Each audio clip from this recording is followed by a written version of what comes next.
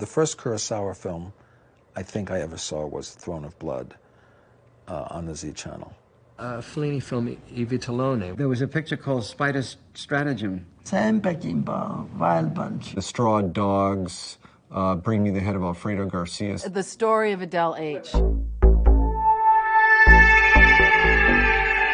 City Lights. Rear Window. Midnight Cowboy. Ikuru. Song remains the same. Johnny Guitar.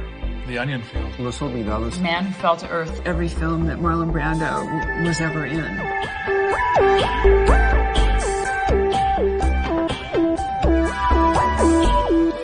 Z Channel. Z Channel. Z Channel. Our salvation. Uncharted territory. Like tom-toms in the jungle. Jerry Harvey. Jerry Harvey. Programmer. Obsessive programmer. Dark and negative. Maverick. Nurturing. Skating that line between insanity and genius. What do you think the secret of the Z Channel's success is? I don't know. If I told you, then it wouldn't be a secret. My father says there's only right and wrong, good and evil, nothing in between. It isn't that simple, is it? No, it isn't. It should be, but it isn't.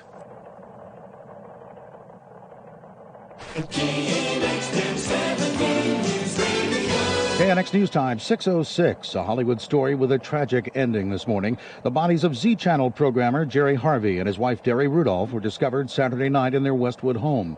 Police report Harvey shot and killed Rudolph, his wife of 2 years, before turning the gun on himself. The motive is unknown. Harvey had been chief programmer at Z Channel, which is known throughout Los Angeles for its eclectic and innovative programming. Both Harvey and Rudolph were 39 years old.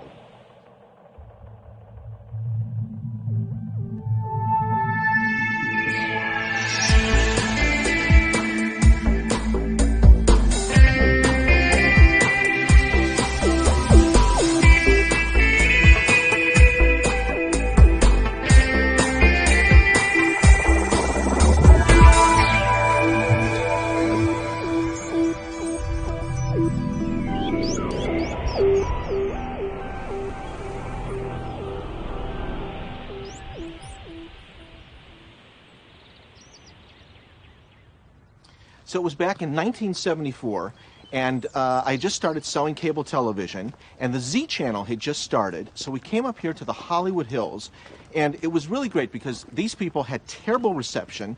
They couldn't see anything on their television, and not only were we offering good reception, we gave them movies, uncut and no commercials, in their bedroom, in their living room, wherever they wanted it. They ate it up. It was very, very successful. It was amazing. I had friends over all the time because they showed 2 movies a night, as I recall, and they were uncut, uninterrupted. It was this phenomenon. No one had ever seen it. Theta in the Z Channel was the only one in the major cities. In other words, New York did not have it at the time.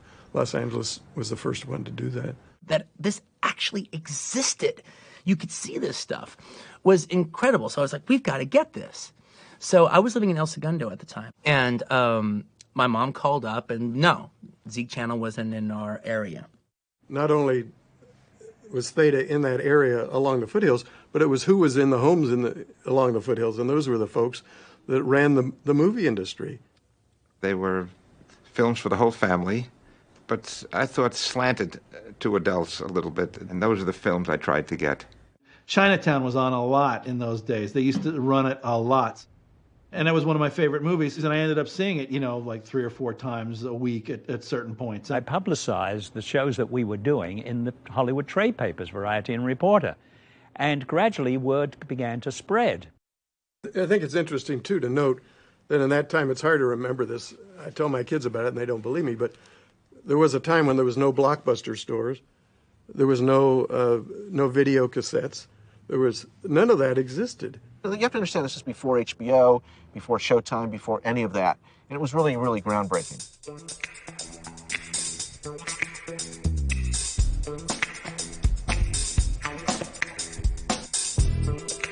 When I left, Hal Kaufman, he took my place.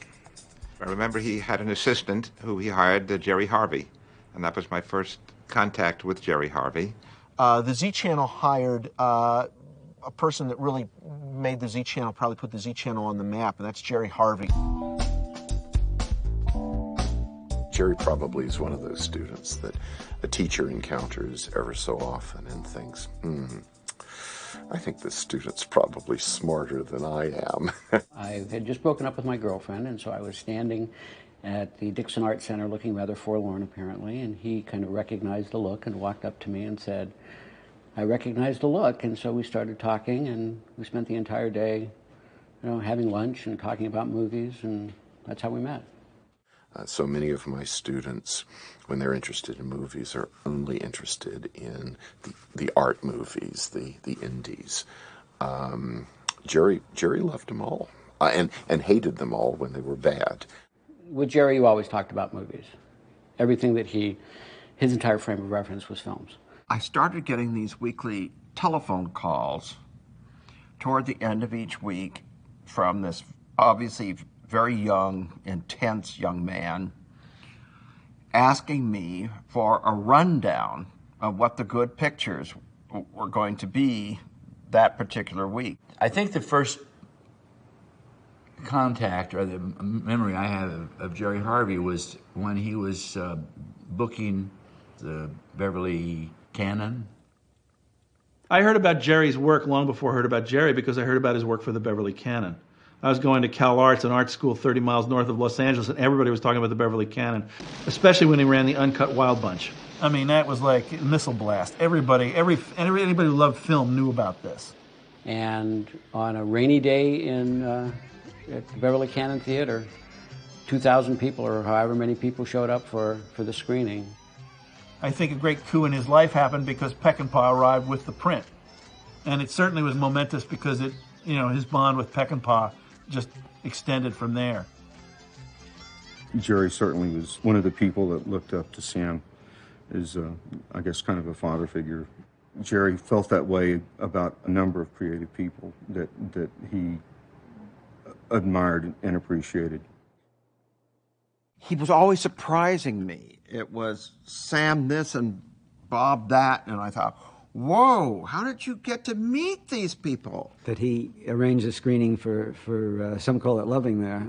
You can't help but respect someone who has taken all the time and effort to educate himself, become familiar with not only my films, which the ones I did with Kubrick, of course, weren't obscure, but Some Call It Loving was kind of an obscure film. I met Jerry Harvey in my mother's living room. She worked with Jim Harris at the time, and they were friends, and I came bounding into her house, and he was standing there. It was kind of love at first sight, I think. We stayed on the phone that night after he left my house for 11 hours. He came over the next night after that, and I don't think he ever left for 3 years.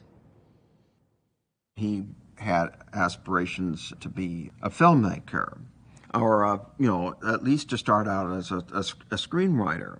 We wrote a script together about two college kids who were witness to a murder, and that's how we really started writing together. And we ended up getting the agency off of that, meeting Monty Hellman. Jerry was also involved in the making of a film, a Western that he had written, I believe, and that he was able to raise the financing and went over to Italy to do it.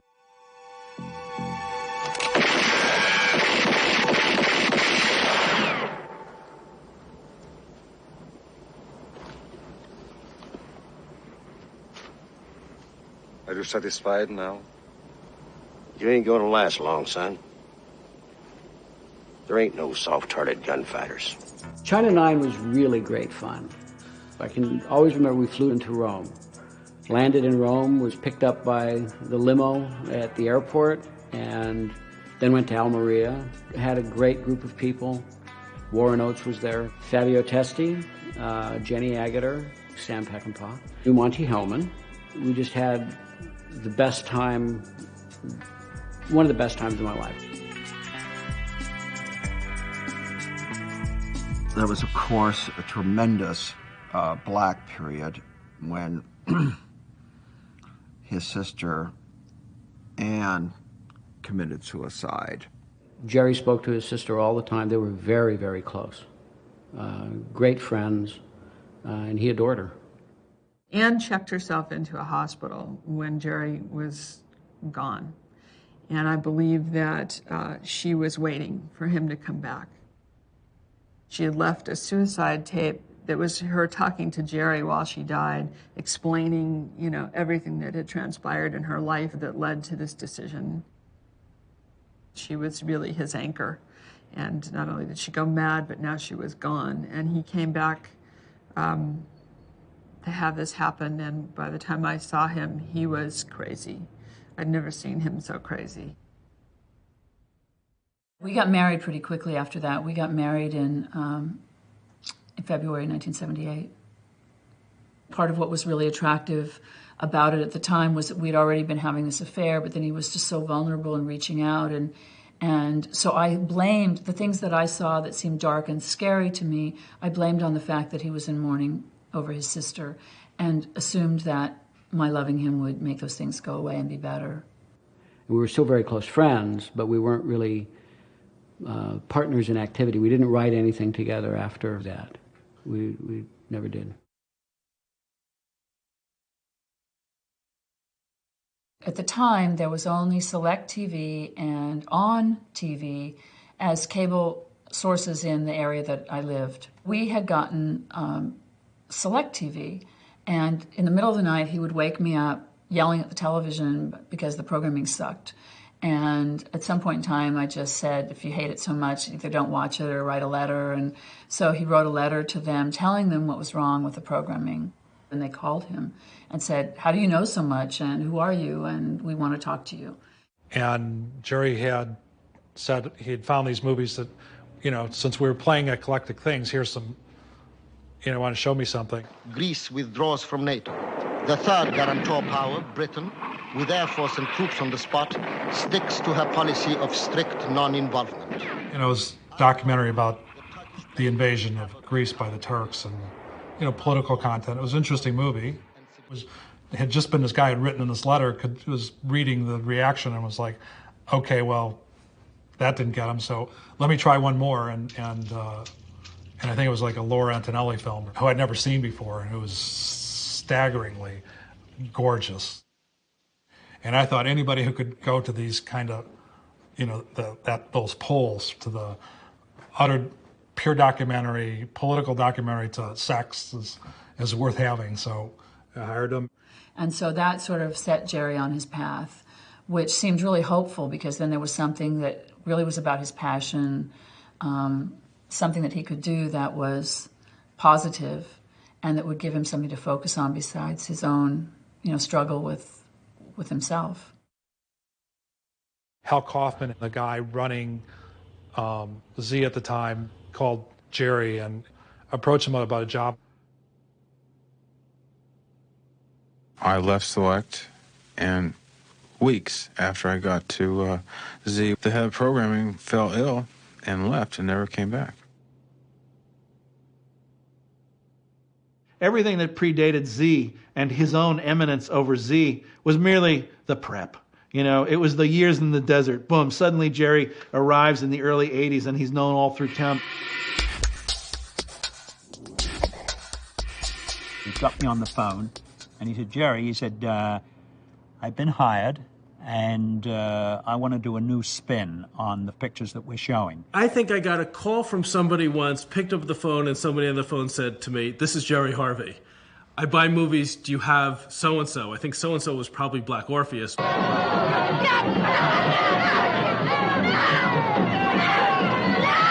When you first met him, I think he was cold and distant. We had to generate a mutual respect, which came quickly, because we found out that each of us had an interest in old movies, different movies, movies that were unloved, movies that had been unscreened. Telephone, Miss Gray. Thank you. Excuse me. She'll take it here. No, never mind. Ask them to call me at home. Later, please. Bring the phone. What was so brilliant about what Jerry was doing was mixing the art film with commercial fare.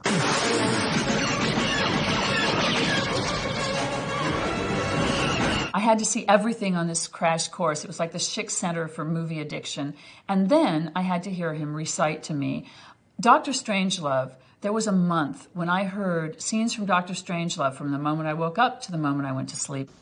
I agree with you. It's great to be fine.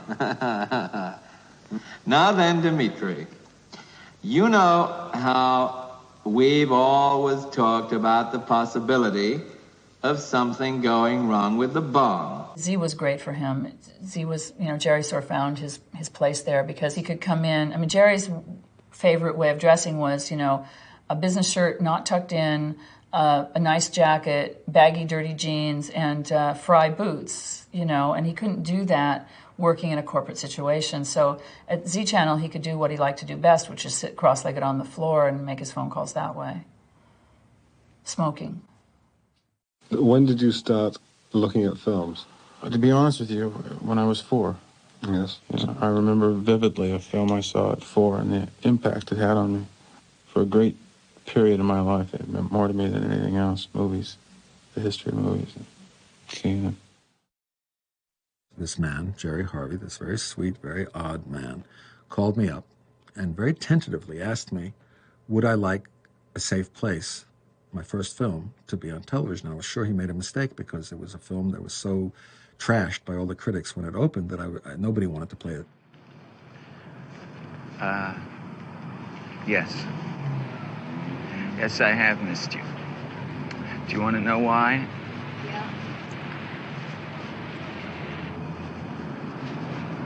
Because you're very simple-minded. Screw you. I had a film called Images that I had done and shot in Ireland in 72. And he was Jerry liked that film a lot. He said, let's run that on the Z channel. Well, we couldn't find who owned the title. He said, well, I'll run it if you'll run it. I said, well, I'll run it if you'll run it. So here's the print. Catherine, what are you talking about, Catherine? I love you. Don't. You don't. These films get lost in a hurry, and I would get calls, hey, they just played your movie on Z Channel. I'm naked now. I mean, that was like, a big release for me. If you couldn't get a studio to release your picture did not get seen. One of the big things that changed that was the Z Channel. The Z Channel, to me, was the first time I could speak French, the Z Channel. And it was the first time you could turn on your television and see something that you would have to go to the cinema for.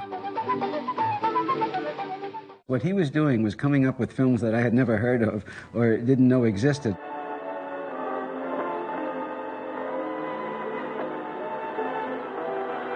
People saw movies that they wouldn't have gone to see in a theater if they were free. And consequently, I think it was both a pleasurable experience and an educational experience. And I think it widened everybody's horizons. It made, I think, even the powers that be realize that there was this alternate audience that was much larger than anybody knew. Jerry found all these films and was able to program them on the Z Channel, and it sort of built a big following. I just think that he, in a sense, had blinders on, in which all he could see through his blinders was film. And you grew up where? I grew up in Bakersfield. How would you describe Bakersfield? And how many words? Kind of a cross between American Graffiti and Tulane Blacktop. And did you have an enjoyable childhood? No.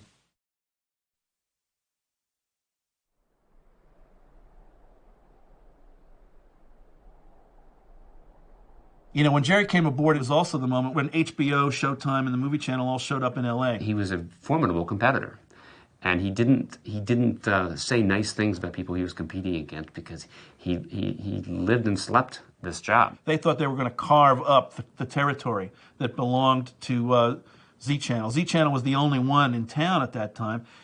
Well, the others thought, well, we're going to roll over this guy. And in fact, a lot of people had told Jerry to his face, well, you run a nice little channel, it's too bad, And he said, well, we'll see. And what happened was, of course, that HBO and those guys really couldn't get a toehold. Z Channel had what was called a zero churn rate, which means that nobody would cancel the service. Jerry loved Z Channel. He loved everything it was about, but he felt a lot of pressure to perform. He would call you in the middle of the night, on a Saturday night, on a Sunday morning at 7 o'clock in the morning. He would call you and say, "You got to get me this. The channel will go under." It was always the sky is falling if you don't get me this. I got to get this. So he tried to take it all on, and what he would always do to compensate in those kind of situations is that he would self-medicate. So he would go around with, he'd drink, and then he'd have no-dos in his pocket. He was manic, but he was an obsessive programmer. I want to say that that's not a bad thing, by the way. Basically, he would come back from work at Z Channel and order pizza and fall asleep on the floor because he was taking a lot of medication. So he wasn't really functioning at home, but nobody knew it at work because he would function in the morning. I met Jerry on the telephone. He called me in London, woke me up 2:30 in the morning because he got all the times wrong. His first words to me were, "How come I don't know you?"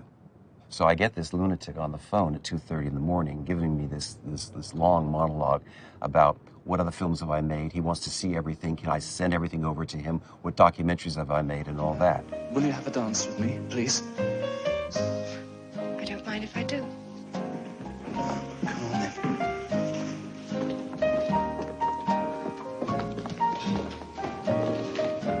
In the case of Overlord, you have a World War II film which actually incorporates footage from World War II, but incorporates it so artfully that you can't tell the stage footage from the actual footage. We began a process of developing a screenplay based on real material, both documented material and footage. And I began to construct a dramatized documentary about a young English soldier.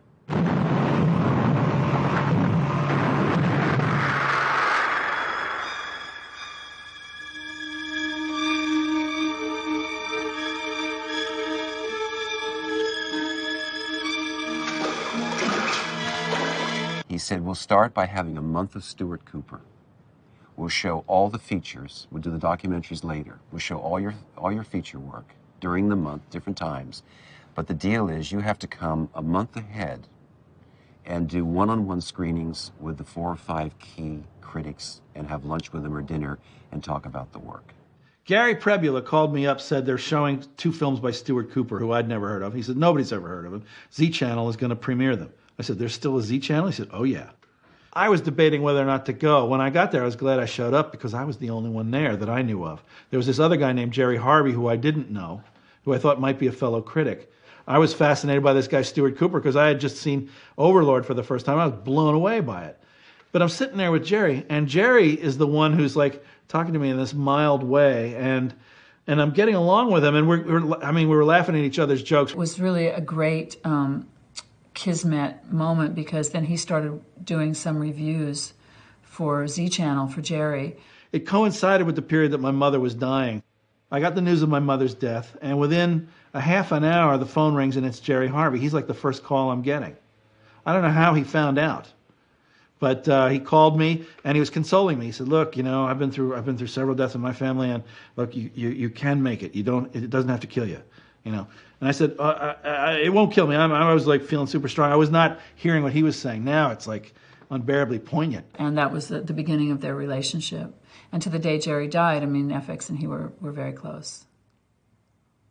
When Jerry brought me aboard, my concern was, as a critic, I didn't want to be paid to say, good things about a movie I hated, And Jerry liked my style of reviewing because I wouldn't so much punish the movie for not succeeding. I would come from a place of, well, I tried to like it.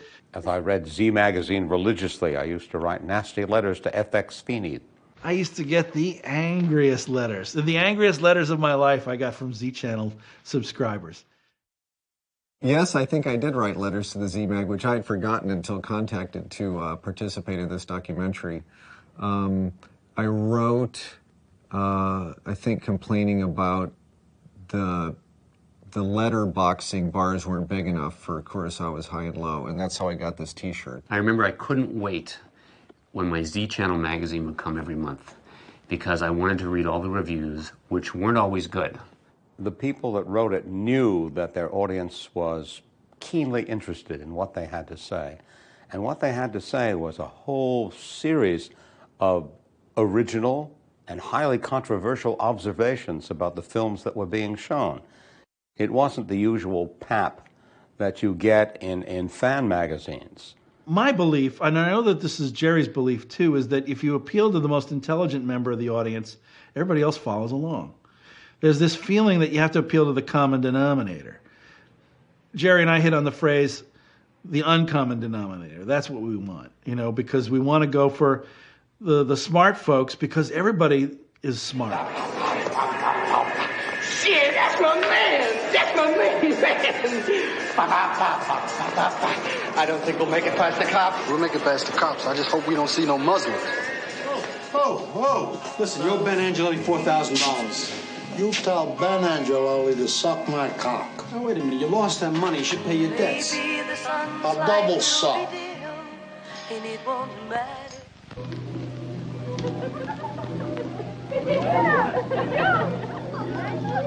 The first couple of years of Jerry's stewardship of Z are marked by just the ability to do the unexpected. So he was able to make simple but effective use of his position there. And suddenly his reputation started to take care of itself.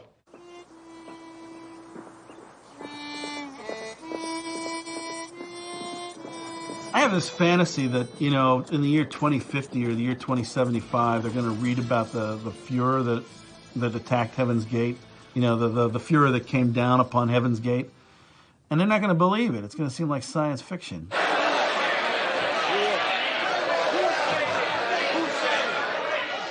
Stock Growers Association has the names of some of you people on the list. 125 names.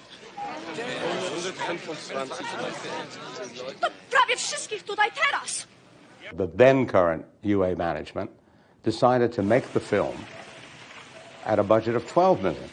The $12 million turned out to be $40 before they were through. The picture was a commercial disaster.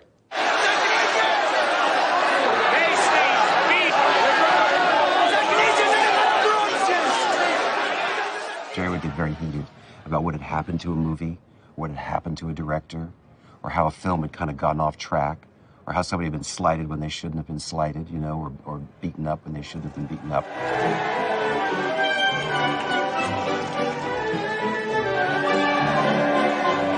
Heaven's Gate was not only clobbered, it was basically burned at the stake. I mean, the critics ganged up on it. It became this huge set of headlines.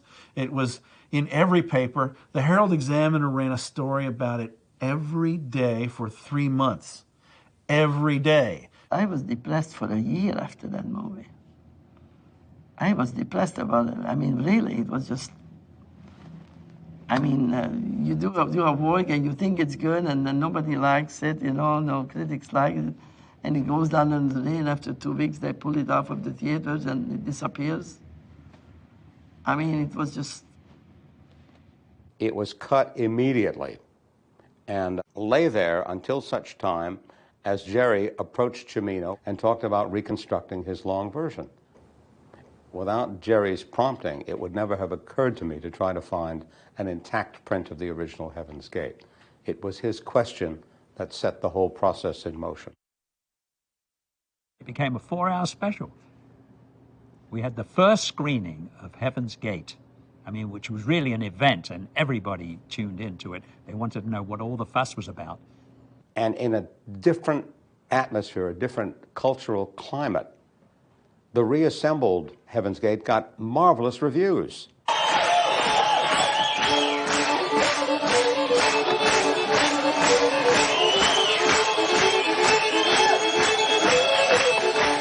It was a big event, and it was the beginning of sort of big events happening on cable.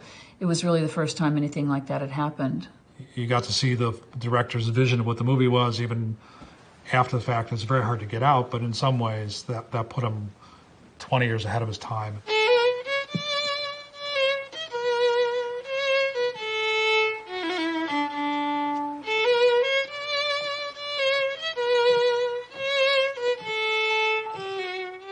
And he had a great relationship with Michael Cimino because of that, because he really gave life to a film that had been so unfairly, whether in the end you liked the movie or not, it had been so unfairly treated.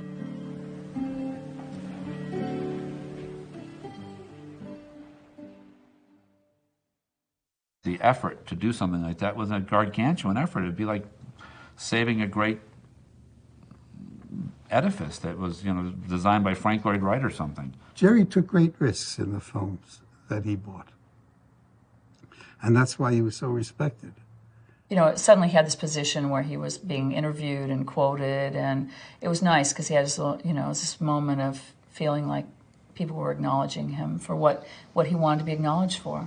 He would have liked to, I think, be making movies. Instead, he had such great respect for great filmmakers that he provided a place to showcase their work. I remember walking behind him one day as we were just taking a break. I'd turned in a bunch of stuff, and he'd just made a bunch of buys and, just done a bunch of business. And he wanted to go out and get some ice cream. So, we file out of this little garden spot office that we had, which is the first office that I knew, and we're hiking up along Bundy, and I'm walking behind him. It's just this very hot California day. He's wearing a tweed jacket. He's got that cigarette lighter around his neck, and he's just bopping along. I'm looking at him, and I'm walking behind him, and I'm thinking, we've just come off of several months of really happy work, and I'm thinking this is actually one of the happiest times of my life.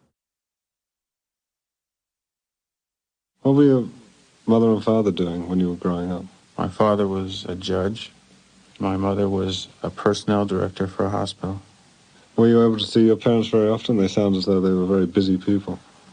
Yeah, they were around, maybe too much. I was at Select TV, and Jerry called and said that he would like to talk to me. Would I be interested, and would I meet him for dinner to discuss working at the Z Channel?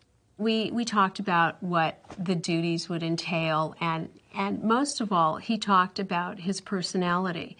And he said to me, "I'm crazy, And I said, "Oh yeah, sure." Jerry would be very honest with you about his own needs. He'd say, "I gotta go to my shrink," and he would just say it in that plain way, like, "Gotta go see my doctor, got a doctor's appointment." But it would happen to be a shrink's appointment, and he would go often. You knew that he was devoting maybe a couple of afternoons a week to going over there. One day, everything would be fine. We'd be having a conversation. Maybe he'd go to the bathroom or go get a glass of water, and he'd come back and he would be incredibly depressed because he had looked at the corner of the room and realized that the workmanship was shoddy and start getting depressed about how people don't care about anything anymore. And somehow in those moments that he would have had that revelation, it would sink him into this depression about how the planet was doomed and nobody gave a shit about anything anymore. And he said, in a very serious, intense way, "I'm really crazy. I'm paranoid." He wrote letters to me at the time talking about what eventually would happen to him, that one day he would lose the struggle. Not in a threatening way, but he talked about it in rare moments of lucidity. What frightened him was something inside of him that he didn't know how to deal with. I don't know how I got around the "I'm crazy" and "I'm paranoid" line, but I went to work there and found that to be pretty true. Black flag.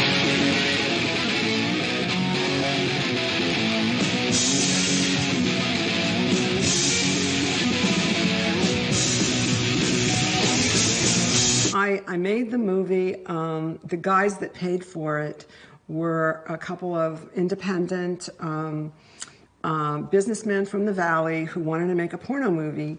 And I went in to talk to them, and they didn't know I was going to come in and pitch a punk rock movie, but I told them that punk rock was the next best thing to porno. So, hey, let's sign a check, And they did.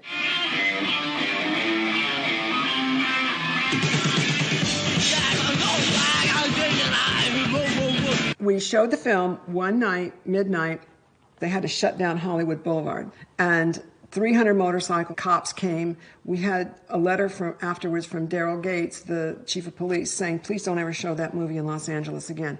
When I go to concerts, it's like my friends get beat up by my friends, Then it's like, fucked, It's because, they're not beating up the right people. They're not beating up the fucking posers. They're beating up just my friends. It's fucked, The cops recognized Eugene from having been in the decline and arrested him.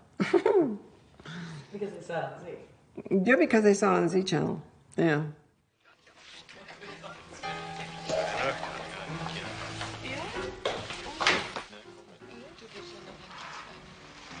took you a little longer than I thought. I'm afraid it's going to take a little longer than that. I'm leaving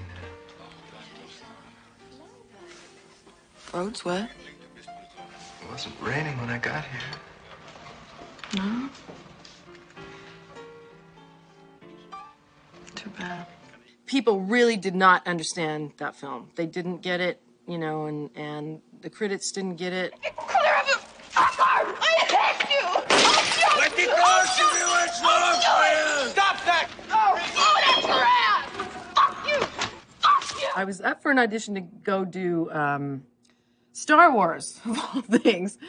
And so I was reading Star Wars, and my agent was like pressuring me, you know, like, go read for Star Wars. You know, this is going to be this thing. And I'm going, I don't know. And I'd always said as my little actress prayer, if anybody just gave me the chance, I could just show them. I know it. I could, please, God, give me this chance. And then bad timing went up, fell in my lap. And I was like, holy shit, should I do this, you know? Alex. You want me? Huh? Huh? Come on. Come on. Do it now, Alex. Do it now. Here it is, Alex. Here it is. Look at it, Alex. Alex, that's what you wanted, huh? There it is, Alex. Come here. Come here.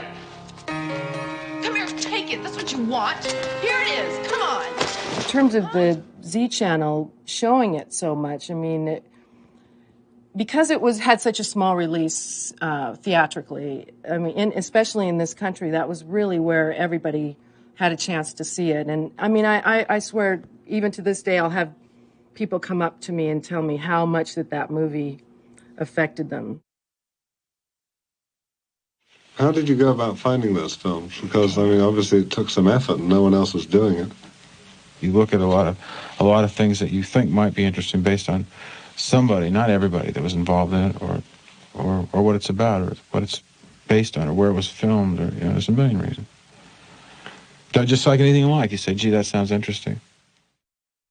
HBO, Showtime, the movie channel, all of us are at this big convention in some hotel. Big table, dais, pictures of water, nameplates. Jerry's down at the other end, and everybody's like going down the list, talking about how many committees they've got, how many market research. We hire this firm from New York. We've got this firm from Chicago. Ba, ba, ba, ba. Jerry, how many firms do you draw on to, you know, choose your program? He says, I don't consult anybody. I just see movies. I just show good movies. Yeah, but your decision-making process, who's your committee? I don't have a committee, just me. I just, you know, I mean, we have people in the office, we talk, you know, we like movies, but, you know, basically it's just whatever we want to see. Je fais les poussières. Mon mari est au cinéma. Jerry was an early and passionate admirer of a film called The Important Thing Is to Love, directed by Andrei Zulawski. That film had a huge cult in Europe in the mid-'70s. I would sometimes, seeing European films, see clips from it, because other European directors were so in awe of The Important Thing Is to Love that they would run little clips in their movies. Lovers in French films would often be going to see The Important Thing Is to Love. It became this immediate touchstone that automatically was being quoted in other films. C'est tout ce que je peux faire pour toi. But it only opened briefly. It only opened for a week. And it just was misunderstood by the first critics who dealt with it. And so it didn't go anywhere. It didn't form the cult that it could have here in the United States. Bon, on va pouvoir entendre les petites annonces. Mon manteau, monsieur. Pardon? Mon manteau, monsieur. Vous l'avez touché. Et alors? Et alors? Il m'a coûté très cher, ce manteau. Et comme je suis, par exemple, un homosexuel de bonne famille, je tiens énormément à mes affaires. Voyons, calme. Silence.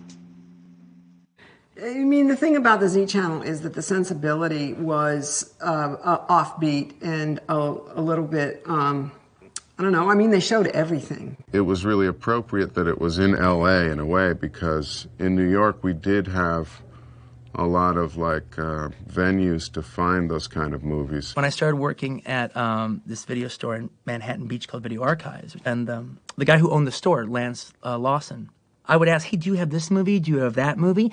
And he'd pull them out. And as I'd watch them, I'd realize that these were the old Z Channel tapes. And I still have probably hundreds of hours of films that I recorded off the Z Channel. I saw Dead Pigeon on Beethoven Street from Z Channel. I had a whole, and he just lent me the film, and then I watch it, and then it just makes me go like this, because the beginning of it, our tribute to Sam Fuller, all right? And you see all the other movies that, like, they also showed, but Lance only taped Dead Pigeon, all right? I'm like, damn, what a C-fix bayonets. Park Row, god damn it. Tape Park fucking Row. In those days, that was the only game in town, you know. I mean, it was the only cable channel where you can watch real good movies, you know, which totally disappeared from the screen, you know. And some of them were my movies, and of course, I always like to see my movie just to see how it works on television, you know. Stay a while until the night is over. I'm just a station on your way. When McCabe and Mrs. Miller first came out, it was a flop. It made less money, grossed less money, I think, than O.C. and Stiggs or some of these films of mine that were really flops. And it's become a little kind of a mini classic. You do a film and it's so, it's just different from what the standard thing is. They just don't succeed until the audiences have time to let themselves catch up with it. It's hard to keep the audience's attention when you show them everything. And the problem with most films is you hear it, you see exactly what it is. If you're talking, there's a big close-up of your face, so we know that you're talking, and we hear it. So I think the mandate in film is to hide that, to make the audience, oh, what's going on? I don't quite see that. Oh, you think that's... So that the goosebumps can come out. Otherwise, you know, you're sitting there drinking Coca-Cola and eating a hot dog.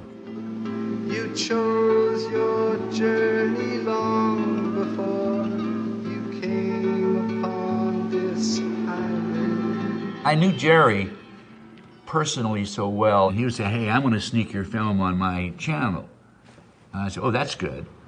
But because otherwise they didn't play anywhere. I mean, they just didn't play anywhere.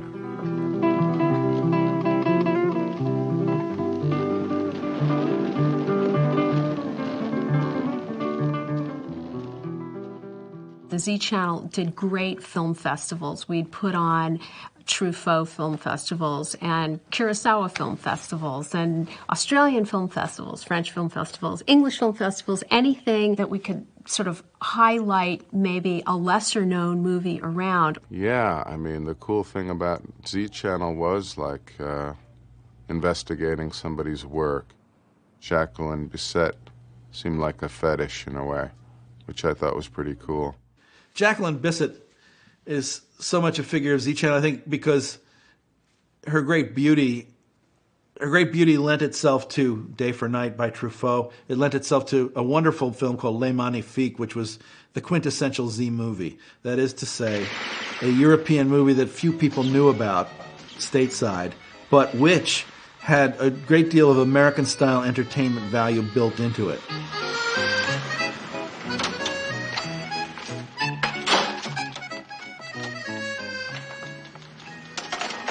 Je peux faire votre pièce, Monsieur Merlin? Hein? Je peux faire votre pièce? 5 minutes, Madame Verdet. J'aimerais terminer ce chapitre. You got Jean-Paul Belmondo as a poor writer who's fantasizing himself the superhero of his own pulp novel. And the girl downstairs, you know, Jackie Bisset, is like the iconic star of this pulp novel in this guy's head. J'ai peur, Bob. Ça n'est rien, mon petit. Je suis là. Non, c'est de vous dont j'ai peur. Qu'ai-je donc de si effrayant? When I did Le Magnifique, Philip de Broca asked me to play this part, which was one part was a student and one part was this sort of Bond-type character.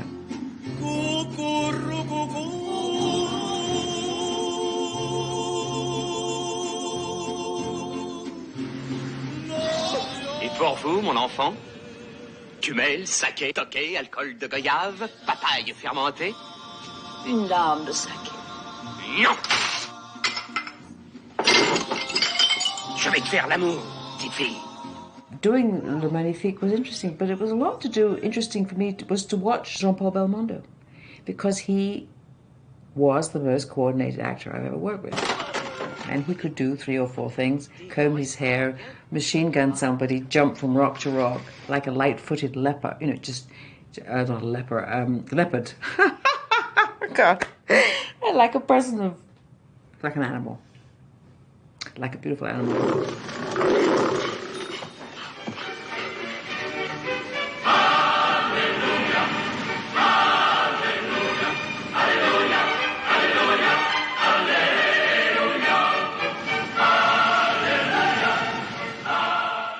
It's like having a film festival in your house every single night. A film festival that you would, you wouldn't have to go to Rotterdam, and you wouldn't have to go to Berlin, and you wouldn't have to go to Cannes, and you wouldn't have to go to Venice. It was just like your own private film festival. And the programming was eccentric and odd and mixed. I was angry at it many times. I thought, why are you playing that? You're the only voice on television. Play only the kind of art films that I like, But it was very good in not catering just to me. It really gave you a kind of smorgasbord. It gave you a kind of open-ended view of all kinds of cinema. And it gave you a sense of the size and scope that cinema has.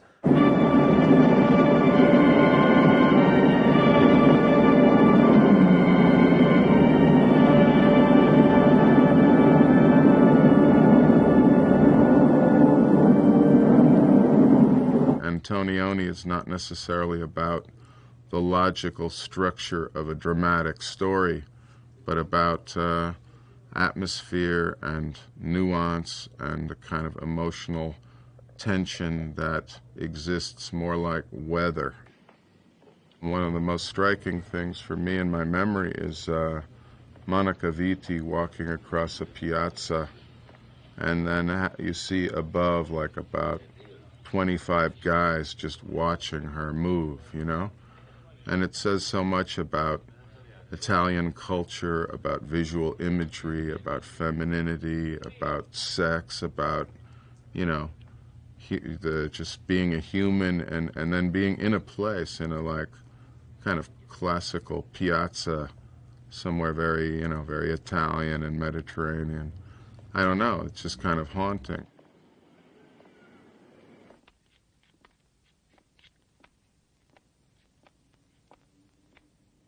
Jean Moreau, walking down the street in La Notte, did it for me. I said, this is a woman. This is a job. Whatever this woman's doing, I have no idea why she's so depressed. She's obviously totally depressed, and this man is not treating her well. I don't care about him. She is fascinating. I don't know what all that means. It was just unknown material. For someone to sit and think, okay, I want to show the final break in a relationship. I want to see that the crack. Now how? What about they attend an all-night party, and somehow it's the attending of that party that makes them finally realize that the relationship is dead. And that's the film you set out to write. Stare attaccati a qualche cosa di certo. Io ti amo. Ecco, io sono convinto di amarti ancora. Cosa vuoi che ti dica? Torniamo a casa. Have you ever been married? Yeah. Yes? Yeah, I think so.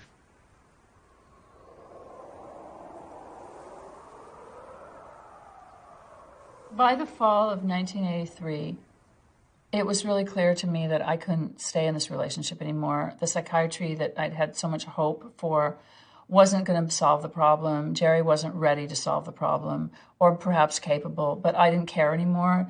I went into work one day and Jerry wasn't there. And he was gone, as it would prove, for 3 weeks. I'd understood that it was a contract dispute and he was holding a firm line. Well, he surfaced 3 weeks later, and in that time he had divorced Vera. He continued to be in touch with me. We saw one another a few times, a couple of times when they were really ill-fated because we sort of had a little moment together, and then that would just make it worse because it would give him hope. Jerry, spoke bitterly of that period. Not bitterly of Vera, but just of, being married and being in that zone. And it was just somehow, that was something we didn't discuss except to acknowledge that love was hell. In that 3 weeks in which he had disappeared from the face of the earth, he had dissolved his marriage to Vera and started dating the landlady at his new apartment. It was Derry Rudolph, who I eventually met a couple months later. Jerry Harvey loved a movie that Henry Fonda did with his ex-wife, Margaret Sullivan. It was called The Moon's Our Home, and it was basically a New Year's Eve picture, and Jerry wanted to play it as his New Year's Eve movie one year. Very hard to get a hold of. Do you, Sarah Brown, I take suppose John you want Smith me to wait be your around doing lawful nothing while you were wedded making up your mind? I certainly do. To have and to hold from this day forth. If that's the way you feel about it, you want to call the whole thing off? I certainly do. Do you promise to love, honor, and obey him? You really mean that? I most certainly do. Just the piece of moon. I'm sick of being made a fool of. I'm through. New Hampshire. I never want to see you again as long as I live. I wouldn't marry you because Now all you get to do is kiss the bride, and it's $3. It was a favorite picture of his, and the audience got to see it. I can see that you're definitely in love with films. I mean, certainly it's your life, but it seems to be totally your life. Do you do anything outside of film, for instance? What do you mean? Jerry was a creature of habit, and he had his watering holes, and I think the favorite of all his watering holes was Guido's. And he very often went there with Michael Cimino. When I was introduced to Cimino for the first time, it was at Guido's. Jerry knew all the waiters. They all knew Jerry. The waiters all knew Cimino. In fact, when Cimino walked through the door, 2 waiters at once reached out with cigarette lighters. I remember going to Guido's one afternoon it was kind of a late lunch. And Jerry was there and pretty wound up. And I remember, the thing I remember the most about him is he was perspiring kind of profusely in the restaurant. And he was I can't remember exactly what he was wound up about, but he was wound up about something. It was something was going on or something was bothering him, but we had a few drinks. And I remember the waiter or one of the guys came around and adjusted his neck for him right there at the restaurant, kind of got behind him and said, Jerry, you're way overstressed here, and kind of did cracked his neck like, oh my God, He was a really moody guy. The days that he would walk into his office, sort of skulk into his office and shut the door, we knew not to approach him. I know he fought with his demons an awful lot, At the same time, those demons were kind of which drove him on because he was insistent and persistent, and he refused to take no for an answer, and he was constantly trying to make things right. I remember when Jerry brought 1900. Lucci's film, and played the entire film, not cut. And it was so exciting. I got the 6-hour 1900, all right, from Lance when he taped it off of Z Channel. I still have, because it took me 2 120 tapes, I still have the full 1900 recorded off of Z.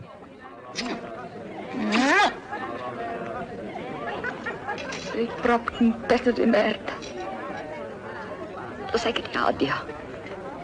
Io ti detesto. Ci dovevo essere io al tuo posto. 1900 was a very jinxed film, in the sense that Bertolucci had spent too much money on it. The Grimaldis were unhappy with him for spending too much money on it, and so his version was under lock and key for many years, almost in a fit of pique. Jerry insisted to the Grimaldis for 5 years that they had an uncut 1900, a 5-hour version of 1900. They insisted, no, it no longer exists. Maybe it existed once, but it no longer exists. And he pressed them, and eventually managed to get it released. And so we showed it on Z Channel. And there you could see in all its splendor what Bertolucci had intended.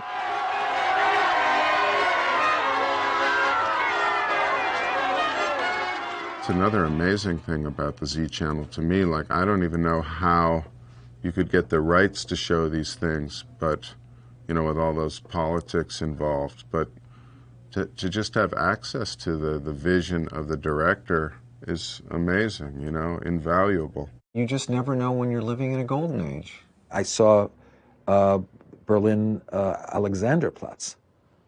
Now, that was the most extraordinary revelation.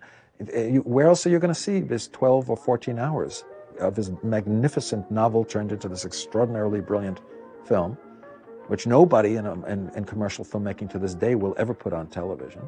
It was like some enormous meal that kept coming, you know, and you saw the whole thing. It was breathtaking. Wenn ich sage, das ist Abwaschwasser, Frenze, dann ist es Abwaschwasser und kein Kaffee. Verstanden?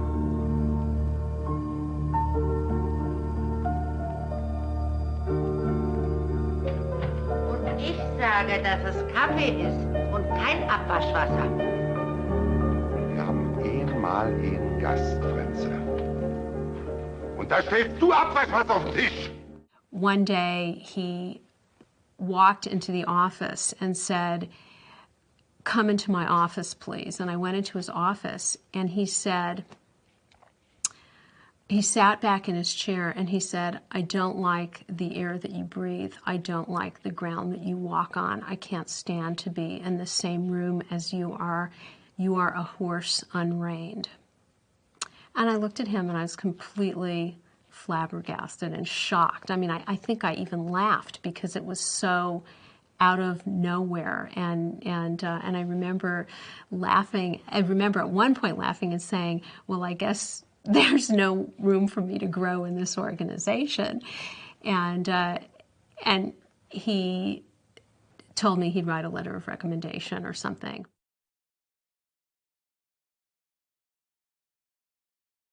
The day Peckinpah died, Jerry had to leave work early. You know, Jerry got the phone call that Peckinpah had died, and someone who knew Jerry well just came over to the office and took him out for the rest of the day. It was just understood that that was just going to be something Jerry couldn't work past for a bit. It was like family, you know, Sam and Jerry, and Jerry had a very strong sense of family, and that you don't see that much anymore. He really, if you felt that you were part of this undefinable idea of a family, you didn't have to, you could turn your back and he'd cover it. We were all quite devastated over Sam passing, and the fact that he wasn't able to get work. There was nobody in this town that would finance him at all for anything. I think the last thing he did was a Julian Lennon video. Well, Peckinpah's recent years had been so difficult that, you know, one could sense that he was moving toward that one way or another. Yeah. Yeah.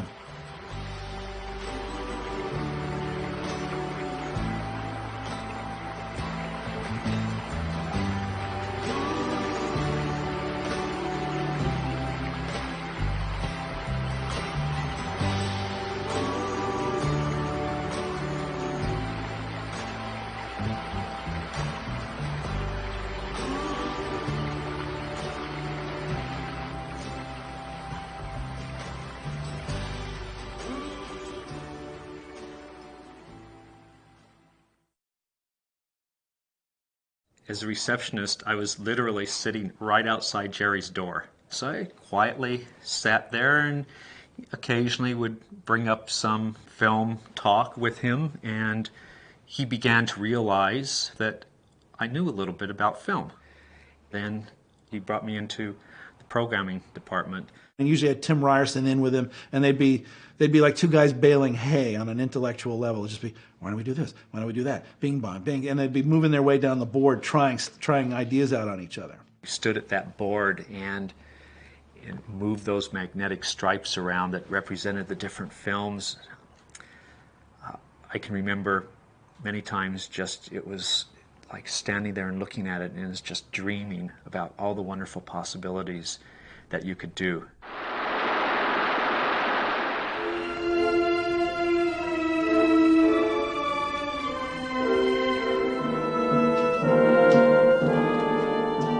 Claude Chabrol.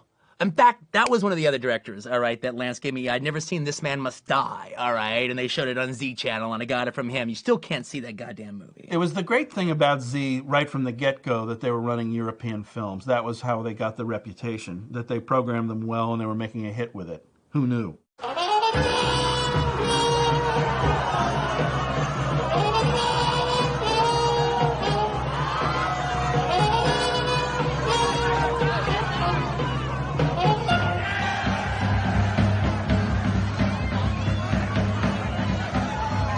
One interesting aspect of Das Boot, you know, it had a career as a film in theaters where it really wowed audiences around the country. But then we discovered that it had been a miniseries in Germany, that it was actually 6 hours long and that there were 6 hour-long episodes.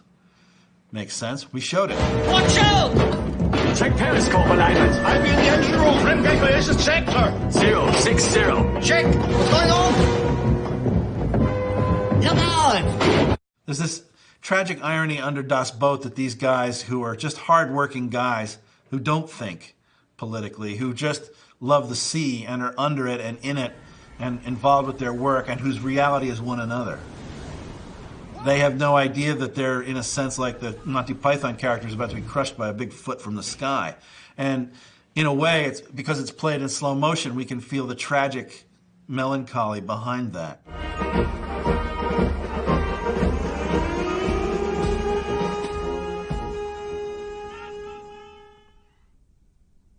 HBO was a thorn in the side of everyone who worked at Z Channel because they feared that HBO would muscle them off the dial. HBO had buying power, so they could give monies to studios which were very alluring. The Z Channel had budgets that restricted on you couldn't just pay for everything that you really wanted to do. There was always somebody saying to him, do we have to spend money on this program guide? Gee, if we didn't have the program guide, then we could be more profitable. Do you have to spend so much money on the movies? Do we have to spend so much in marketing the Z Channel? There were all these pressures on him. Sometimes they would take money away from him that he couldn't spend next year. He had to figure out what his limitations were, and Jerry was very good about doing that. He had a very strong business sense, so he knew what he could do and what he couldn't do. But he realized that what he could do was a lot, based on simply his own knowledge of movies.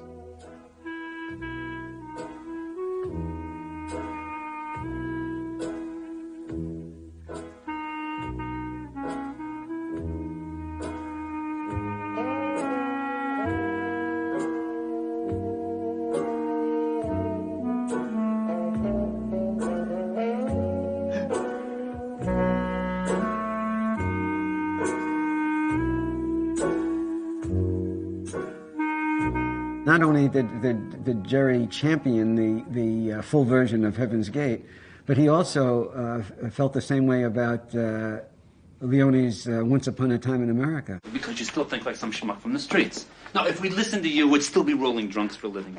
Who's of aim there? You broke? Don't bust my balls, Noodles. I am talking about real money. This is real money to me. It's a lot of money. You want any of it? You'll carry that stink of the streets with you the rest of your life. Well, when we did Once Upon a Time in America, it was clearly, from a personal point of view, an extraordinary opportunity. I mean, this was, you know,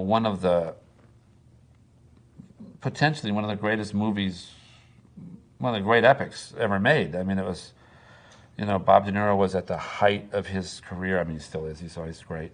But, I mean, you had just come off Raging Bull and, you know, Sergio Leone was a genius. It was a 12-year project for him. We shot for 11 months. And because of one test screening, Warner Brothers and the Ladd Company decided to take the 3-hour and 43-minute version of Once Upon a Time in America and cut it down to 2 hours and something. And they used the assistant editor of Police Academy 2 or something to cut it. It broke the director's heart. It was cut by a group of people who should never have been allowed in the cutting room. And they massacred it. They ruined it. They made a test showing of it in Chicago or Illinois, something on a cold night. They didn't get the results they wanted. Any problem? No trouble. Kid stuff.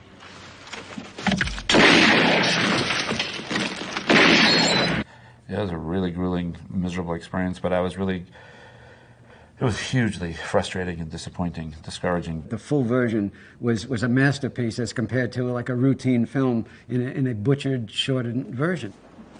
Come here. Look at this. Come here.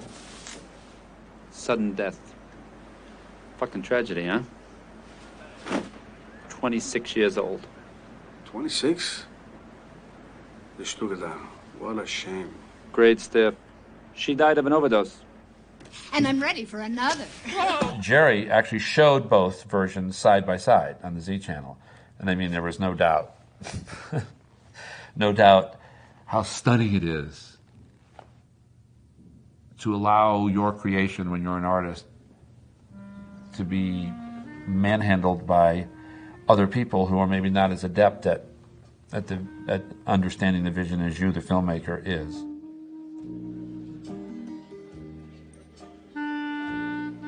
Brother's a real friend. He's a romantic.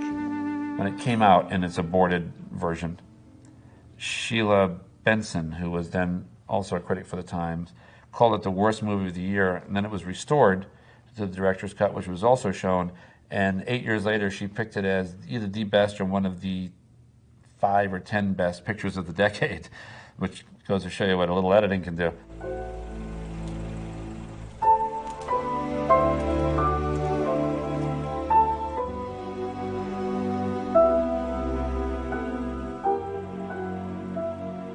And in a way, what Z Channel was and what Jerry did is it became an alternative voice, a voice which said, not only you're wrong, but here's why you're wrong. Here's how it should play, and here's how they played it. And then they shut up, because a picture's worth a million words.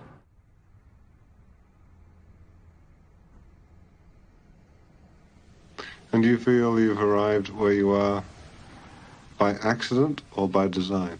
Initially by accident, and then subsequently by design.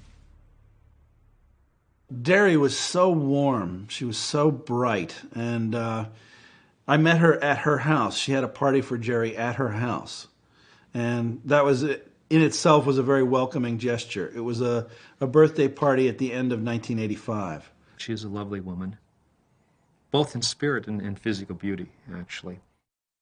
And I immediately felt glad that if Jerry had to leave Vera for anybody, that at least he'd found his way to Derry, because she seemed to be such a positive spirit. Derry grew up with a mother who had been in an iron lung and needed an awful lot from Derry. As I recall, her mother had been in a wheelchair a lot.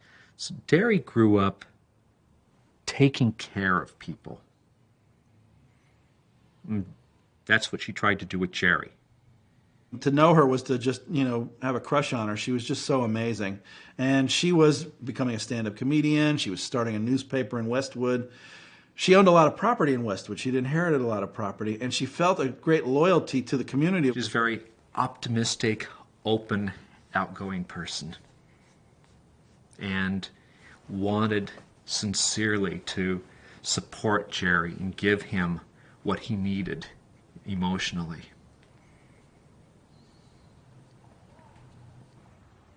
Are there any points in your life where you can look back and see that you might have done something else at that particular point?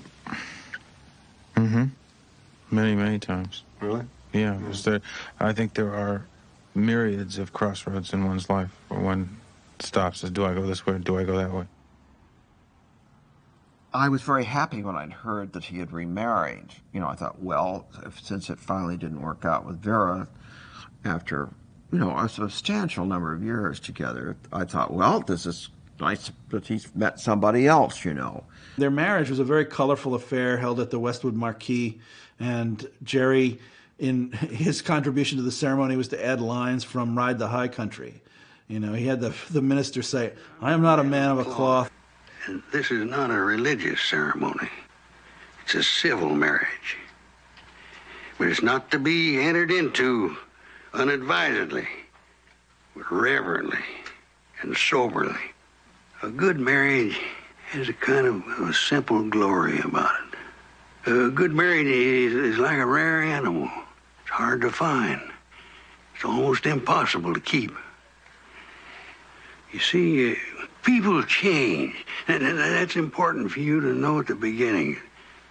People change. It was an occasion at which, you know, Jerry's circle of friends was small but very potent and in attendance. There was me. Michael Cimino was best man at the wedding. And let's see, there was James B. Harris. There were a whole group of really terrific people there.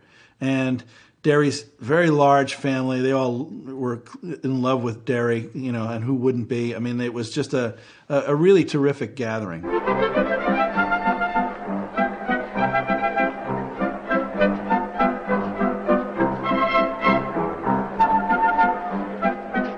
The market had been created after Heaven's Gate for director's cuts, and The Leopard had been in a botched cut that even the studio knew to be a botched cut.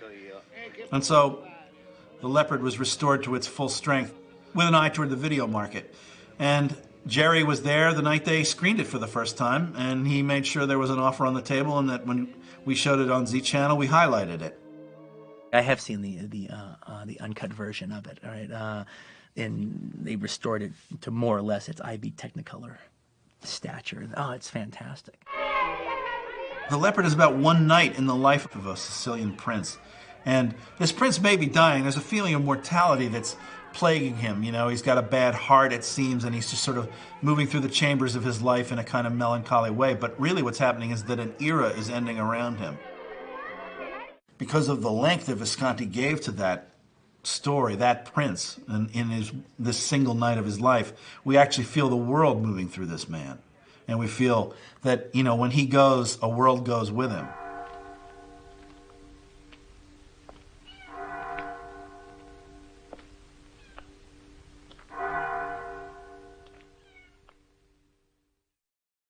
I met Jerry in 1986 or 87. I was working at a video store in Westwood called Videotech, and I was going to college here at UCLA, and I was a clerk there, and Jerry was one of the many industry customers who used to come in. He made me a bit uncomfortable. He just seemed very strange, he gave off an uncomfortable vibe.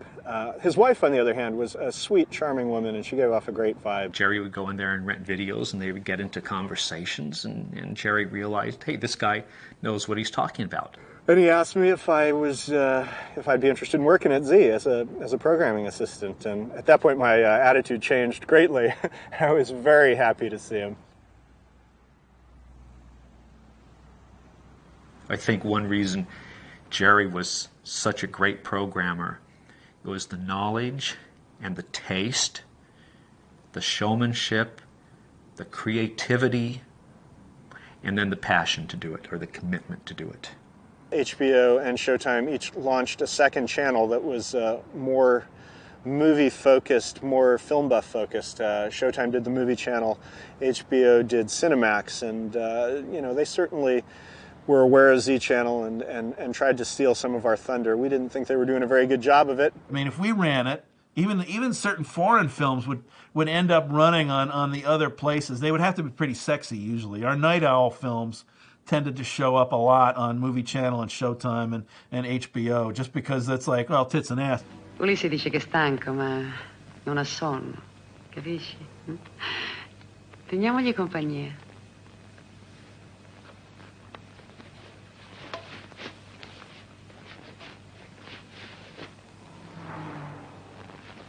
Huh?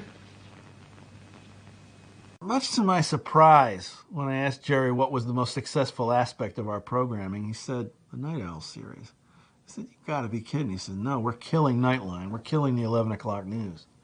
Night Owl programs were our late night kind of softcore things, movies with sex, TNA, stuff like that.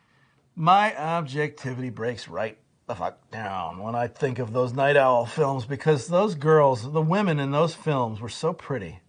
I mean, they always found, you know, even in the lamest of the Night Owls, you know, even in the one that has like no plot, or it's just like, why am I watching this? I know I'm only watching this till the next. And he said, yeah, but you never know. You have to test him. And so I tested everybody, and at the end I tested Rutger Hauer too. And then I realized that Rutger Hauer was phenomenal, you know, that it was absolutely, that I couldn't have been more wrong in thinking that he couldn't do it.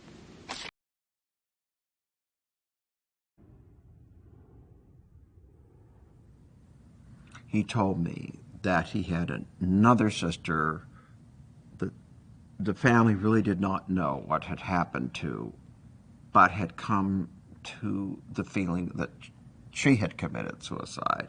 Jerry never really made that big of a point about it, except that Mary had disappeared. And he kind of just said that as a toss-away line, and that's all he would refer to it. It's the only way he would refer to it.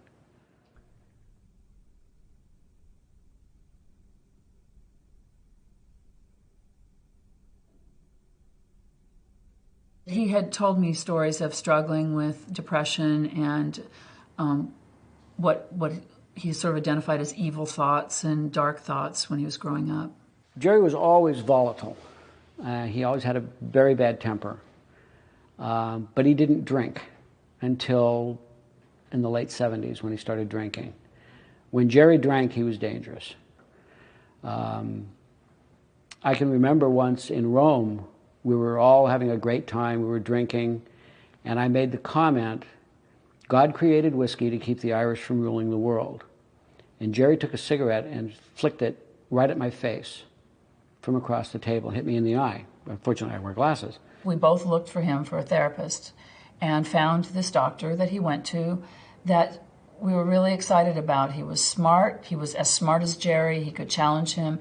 And it started out to be a really good thing. And Jerry really looked forward to it because he could talk to somebody. He found somebody that could really challenge him and talk to him. Unfortunately, along the way, it fell into other traps. And I don't think in the end it was such a good thing. I didn't live in fear. I mean, the day I was afraid, it was over. The day I got afraid and something happened to make me afraid, we weren't together anymore. I just had this really bad feeling. I tried to call the house because he should have been there, and he didn't answer the phone, and I just had a bad feeling, so I got in my car and I drove back to the house. And I came in, and he had taken a lot of pills, and he was waving a gun that was the gun that Sam Peckinpah had given him. And I just went to look for his doctor's phone number because I just thought, this is like something terrible's happening here. And when I came back, he held the gun on me. And basically, in one form or another, you know, had the gun at my head and in my mouth and up against my head for the next 3 or 4 hours. He had called the doctor before and left him a message that he was in trouble. So he had reached out already. The doctor had arranged to come and take him to the hospital. And it was basically from that moment we were never together. I didn't see Jerry for 7 years while he was married to Vera. When Vera and Jerry started to break up, I guess I was the first phone call. And Jerry showed back up in my life, and it was like the thing I had dreamed of for all of those years. One night, we were having dinner somewhere in Westwood, and I remember Jerry starting to get angry for no reason. I mean, we were having a very pedestrian conversation about something, and out of nowhere, he started to become infuriated. So he got to the point where he stood up and he walked out of the restaurant. So I went trailing after him, and when I got up behind him, I remember grabbing him by the shirt going, what's the matter? What did I say? What happened? And he turned around, and all of a sudden I found like his fist was in the air and he was about to pummel me with it. And he looked up at his hand, and he looked down at me, and he looked up at his hand, and he kind of caught it, and he pulled it back to himself, and it was as if it was somebody else's hand.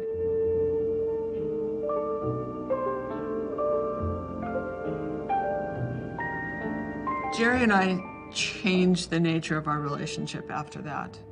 I think on some level he was trying to back off and protect me from being subjected to that. But the subtext to all of that also is that he had moved out from his place with Vera into another apartment, and the landlady was Jerry. What the fuck is this? Mace. Mace for what? Wild dogs. Yeah, wild dogs, that's bullshit, Boyle. You've lied to me straight through, haven't you? You want me to be honest with you? No. Salvador was not the kind of picture you would expect. It wasn't a studio picture. It didn't have any studio juggernaut behind it. There was no money to promote it. It showed for 2 weeks, as I said, at 2 theaters in February, 10 months ago. So it was forgotten. ¿Con quién andas? Comunista. Quítate los lentes.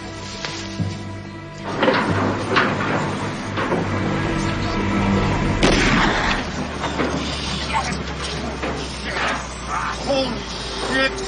They're gonna fucking kill us now, Boyle! God damn it, I thought you knew your way around here, Boyle! They're gonna fucking kill us now, aren't they? God damn it! They're gonna fucking kill us! God damn it, shut the fuck up! Just be cool! It was clear that both Jerry and Chuck Champlin thought it was just a terrific picture and the kind of picture that should have gotten attention but didn't. Charles Champlin wrote a front-page article in the LA Times. It was a 2-page article about this great forgotten classic. And then Jerry Harvey called up and said, hey, that was great that Chuck did that. He said, I really believe in this film. And he said, I believe Z Channel can have a little bit of influence. ¿Qué país? ¿Qué país? Periodistas. Estados Unidos. Estados Unidos. He said, I'm going to give this film a shot. He said, I'm going to show it during December. So he said, while all the studios are screening their movies at every private screening room on the what's called the Bel Air Beverly Hills circuit, and while they're showing them at theaters and so on, this film, which is not being shown anywhere, is going to be shown on the Z Channel. So there was the cover of Z Channel, which everybody in the business got, and everybody now saw Salvador this month, right? And the next thing you know, Paul Newman in The Color of Money, James Woods in Salvador. I get nominated for an Academy Award for Best Actor, and Oliver and Richard Boyle, who co-wrote the screenplay, got nominated for Best Screenplay. What's the most exciting thing for you about movie making? Tonight?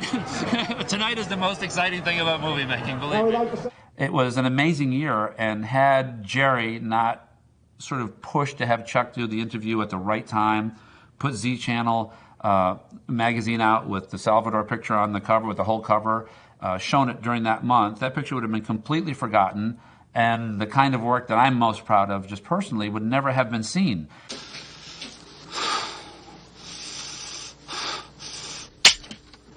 Chingada madre, ¿qué pasa con este rifle? Are you kidding? So, you know, I think that personally, I've always felt that that particular day with Chuck Champlin and with Jerry Harvey and what came of it was really the turning point in my career, without a doubt.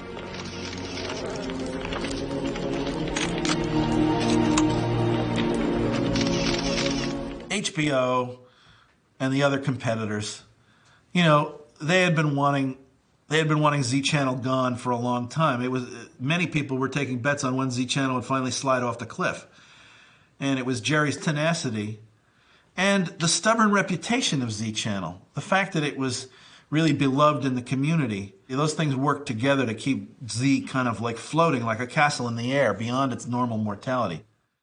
Z Channel had at its peak, I think, about 100,000 paying subscribers. There were others who I think were stealing it. We had people calling up to say, would it be possible to subscribe to the magazine without subscribing to the channel? You know, it's like, why would you like to do that? I remember we had some new owners come in. The CEO ordered Z Channel for his home. The cable man drove up to the home and said to the CEO's wife, not knowing who she was, give me $20 or whatever, and I'll give you Z Channel for free. Jerry was very stressed at that time and unhappy at that time, and I guess that's somewhere in there is where the salute to Z became something we intended to do. The AFI tribute in January of 1987 was a real highlight in, I think, Jerry's life, and I think in the life of Z Channel. We were about to be sold. This was a moment of marshaling the troops. Everybody who had benefited because of Z Channel's existence was invited to come take part in a day-long series of panels. One person that Jerry became very close to in the last couple of months of his life was film director Richard Brooks. He directed Elmer Gantry, In Cold Blood, Looking for Mr. Goodbar. Jerry located certain films of Richard Brooks's that had been forgotten, such as Something of Value with Rock Hudson and Sidney Poitier. When it comes time to kill the lion, I want to shoot the gun too. It's Jeff's show, and you know how he feels about Africans and guns. I want to shoot the gun, too. I'm sorry. Latela. Always when we hunt, it is the same. You have all the fun, I do all the work. But when we were little and played together... But we're big now, and things are not the same. Get him.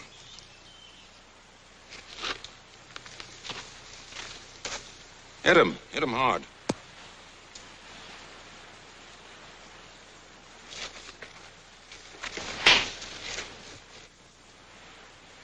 Do what he says. Now, and in a hurry.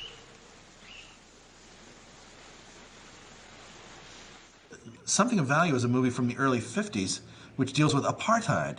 It deals with the Mau Mau uprisings of the 1950s in Africa, which is a topic so relevant to contemporary history. It was painfully relevant to the situation that was in South Africa in the late 1980s. You know, Nelson Mandela was still in prison when we played Something of Value on Z Channel.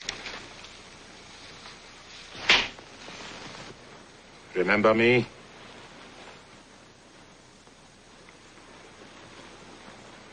Kimani. What do you want? I've come home.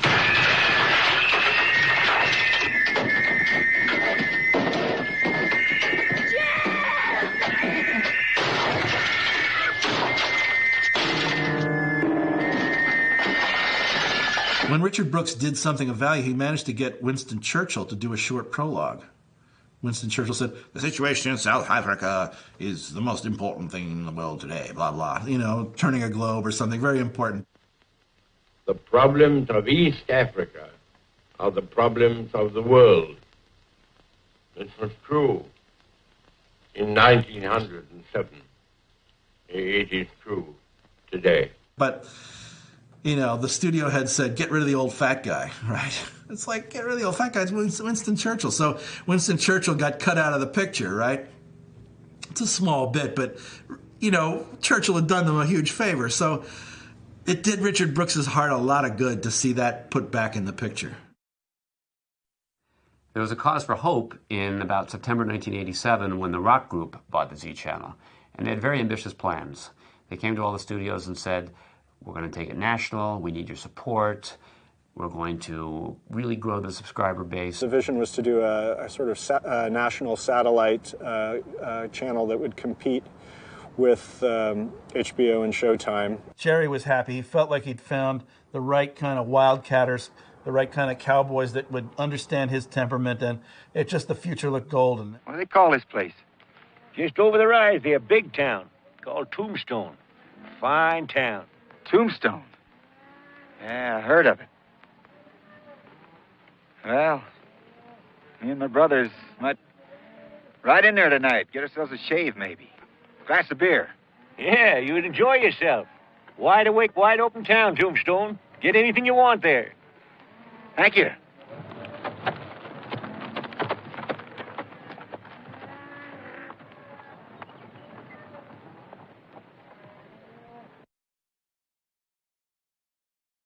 Any children? No. They had agreed not to have kids. They were both content with it. And there was a point when Jerry made an ironic remark late in '87. He said, well, I could have predicted this would happen. Yeah, you know, and I said, what do you mean? He said, well, I'm going to have to go in and have my vasectomy undone. I said, really? What's up? And, well, Jerry wants kids. And, you know, reverse vasectomies, you know, usually don't work. And so there was some frustration going on there between Derry and Jerry. Jerry had told the doctors, look, I have a problem. I used to have a drinking problem. Please don't give me any painkillers after the surgery is over. You know, that way I can recover faster. And they agreed. He had the topical anesthetic, but after that he was cold turkey, just surviving it with gritted teeth, the pain of what followed. Unfortunately, an infection followed.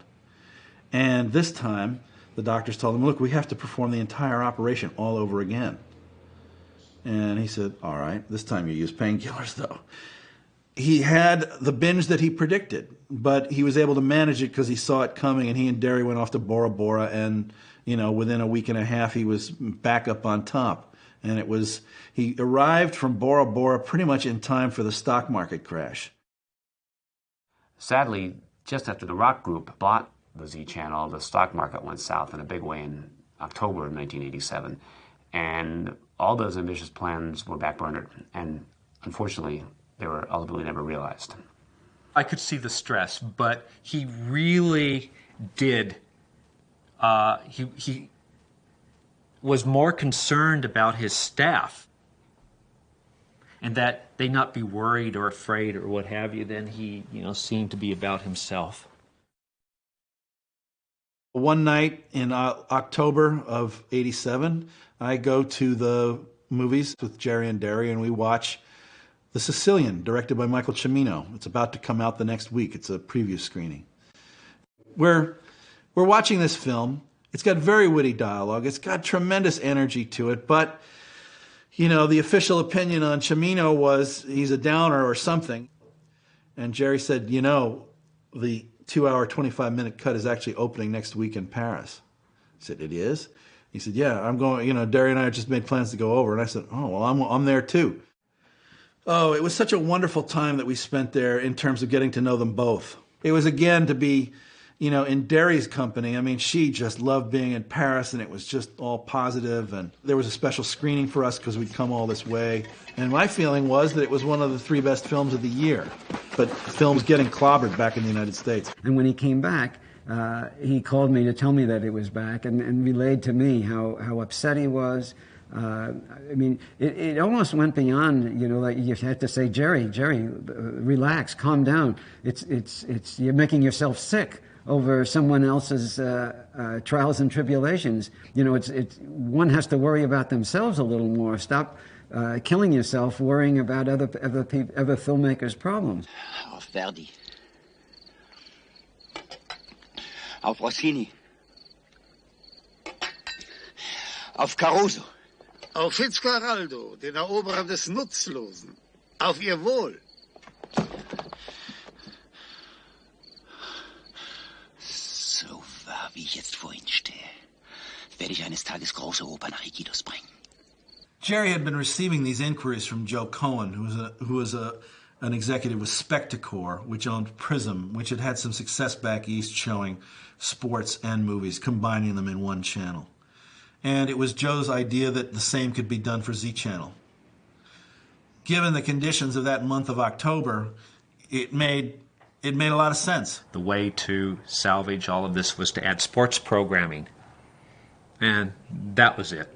And thus was born Z+, which was everything you love about Z Channel, plus the Dodgers and Angels.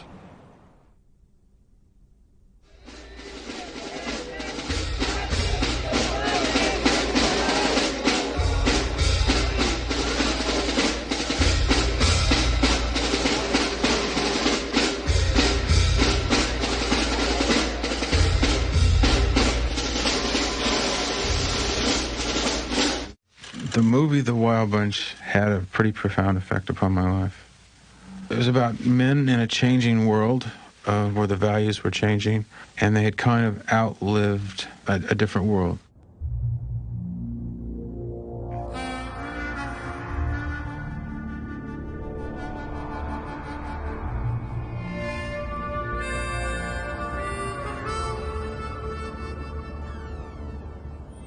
March 17th of 1988, we all went to Guido's.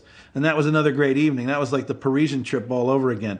This time, Michael Cimino was there. And because I had sort of gone to the wall for the Sicilian, he and I were now very comfortable with each other. And so, we were all of us there. And there was a cake that Derry had ordered from like this really special bakery. I mean, it's the most amazing chocolate cake I've ever had. And Michael had chosen the inscription, which comes from John Ford, from She Wore a Yellow Ribbon, which is, "Lest we forget."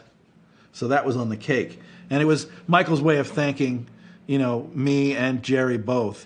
And boy, it's so amazing how the fates work, because this was the last time we were all together. And, they could not have been more luminous as a pair. We could not have all been happier.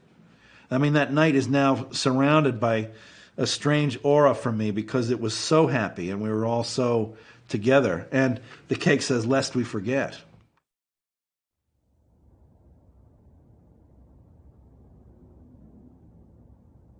One of the risks of taking on a partnership with a sports channel is that, sporting events often run commercials. Because there was this precedent in premium or pay television was defined as not having commercials, we got into a battle with HBO, and which escalated, unfortunately, into a lawsuit. Z Channel felt that HBO had teamed up with 4 of the studios to prevent Z Channel from getting access to their films, and Z Channel instituted a restraint of trade type lawsuit against them. Jerry was going to be the star witness in this lawsuit, and was preparing to testify. When I try to understand what Jerry's state of mind was in the last couple of weeks of his life, I think that it had a lot to do with the fact that he was going up against his friends and old collaborators, old business partners in court. I was quite worried about him the last time I saw him, and expressed concern to my partner and anyone else that would listen about it, and didn't know what to do, but he seemed that he was imploding. The night that we inaugurated the sports channel, they had all these baseball players up at the building, and Jerry and I took a long kind of Socratic walk around the block. We circled the block several times, just talking it through. And I was full of dread and apprehension about how things were going to work, and Jerry was being very positive. Jerry was very ill at ease at the party, and he had to say a few words, and a lot of us all showed up in support of Jerry. Up to the end, he was telling me and other people, it's going to be all right. We're going to prevail. It's, it's good. And he had the flu. And basically, that was it. He had the flu, he stayed home, and then we did not see him again. My college girlfriend, the day of Jerry's death, saw him kind of wandering through the sculpture gardens here at UCLA. Didn't talk to him or anything, but she knew him, and she saw him just kind of walking through the sculpture gardens in a melancholy way the day he died. I'm sure when she saw him, he didn't know it was going to be the day he died.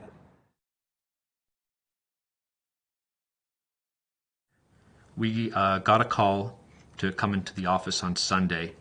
Somebody called me at home and said, you need to come into the office right now. 10 a.m. on a Sunday? Yeah, okay, I can be there.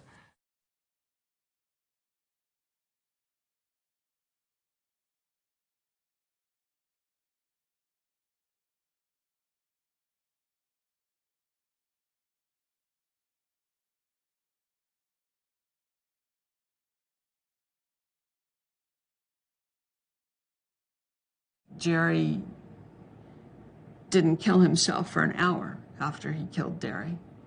And I know during that time, the lucid part of him probably resurfaced. I know he called his psychiatrist. I know in a really sort of eerily calm way, he described what he had done to his psychiatrist. And it's interesting, I know Jerry so well that I didn't even need to read the police report to corroborate the vision that I had in my head, but I knew he would go to his bed, and I knew he would sit down in that spot in a sort of slump position that he always sat in. And I know that he must have spent an hour contemplating what it was that he had done, and that he had come to the conclusion there was just no way that what he had done was acceptable enough to go on living. And he put the gun to his temple, and he self-executed himself. I think one of the more painful events in my life was sitting at the breakfast table, a cup of tea in front of me, picking up the LA Times, and that's how I learned what happened to Jerry. People are always asking why when something dreadful happens. Truth is, it doesn't matter why. It happened. I was angry at him. I was angry at him for doing that. And I think many other people felt the same way, and that may be one of the reasons this story hasn't been told for so many years. Maybe people needed to go through a healing process for that. But did I see it coming?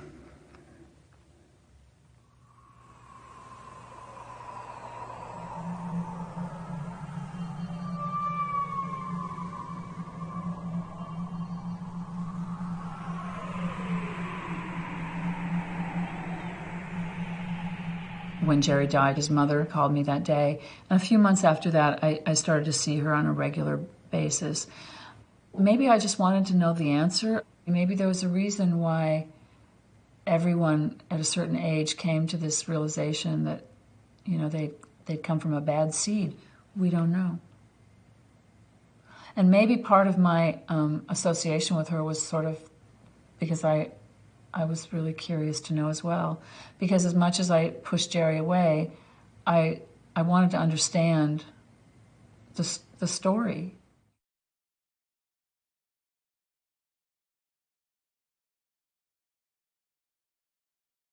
After Jerry died, it was right at the time, within a week or two, of when Z Channel started broadcasting sports. And I guess you could say Z Channel died when Jerry died. Z Channel died when sports came on. Well, there was a year between Jerry's death and the end of Z Channel. So while those events were certainly clearly linked in people's minds, they weren't directly linked, perhaps. We were showing The Silence by Ingmar Bergman.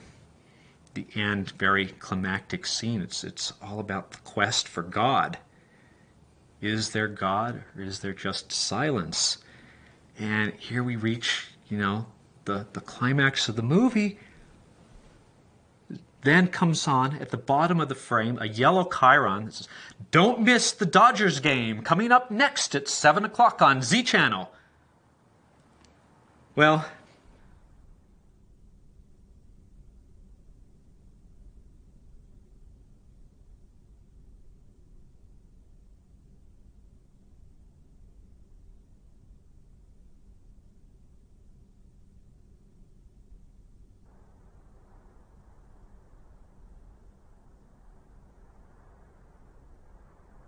The Z Channel was really about content. Here's what we love. We love movies, and here's a whole bunch of them, and here's some really interesting people talking about them. To be included within all these great filmmakers and to hopefully have opened somebody else's eyes out there, you know, I mean, because that's what Z Channel did do, just show the ordinary film goer that there was a whole other world out there. And so I feel very privileged to be a part of that. There's been no place since, in my mind, that has done quite what Z Channel's done in sort of bringing all different kinds of film together in a way that really brings out the best in films by showing it in a context of everything that is movies. The Z Channel being what it was and being a remarkable achievement, if you compare that with what Jerry eventually did and how he died and what he did prior to his death, there's this sense of creating a hero where perhaps one is inappropriate. And I had problems with that. Whatever, I think, sort of positive feelings there were about Jerry at that point, and it sort of trumped everything. You weren't going to get around the fact that he murdered his wife. I had a feeling in my mind that Jerry had other options, that there was other options for him. That doesn't make it right. I'm not saying anything about how you leave this earth or don't leave this earth. I just always had in the back of my mind, still do, that he had other options. They can't be diminished when when we all stand up and have to say our names about who's responsible for this piece of shit or this masterpiece. Who's responsible? You know, everybody wants to take credit, but he was an intricate part of all of those films that he touched. Even though he had nothing to do with them when they were made, there was still a living nurturing that brought those films that otherwise I think would have lost forever. I like him. Louise Brooks, one of Jerry's favorite actresses and one of mine, always liked to quote Goethe. Goethe would say, "A human life remains of consequence not because of what we leave behind, but because we act and inspire and rouse others." Damn it. Sorry. A human life remains of consequence not because of what we leave behind, but because we act and inspire and rouse others to action and inspiration. We act and inspire and rouse others to action and enjoyment. And so when I think of the legacy of Jerry Harvey's life, I think of it in those terms. I think, you know, he's not a guy who left much behind. What he left behind was, in a lot of ways, wreckage, and very tragic and costly wreckage. The films that got left behind that he midwifed are part of the action and inspiration of his life. He acted and inspired others to value these things of beauty. You're listening to Castaway's Choice. I'm John McNally. Our castaway this week is Jerry Harvey, who is the program director of Group W's Z Channel. Why did you choose What'll I Do? Well, for me, it's the greatest love song. Is that simple? Huh? Yeah.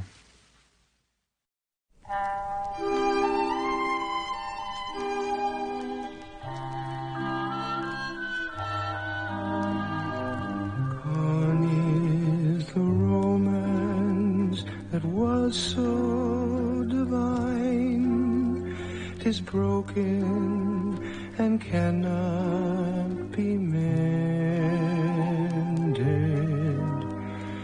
You must go your way, and I must go mine. But now that our love dreams have ended,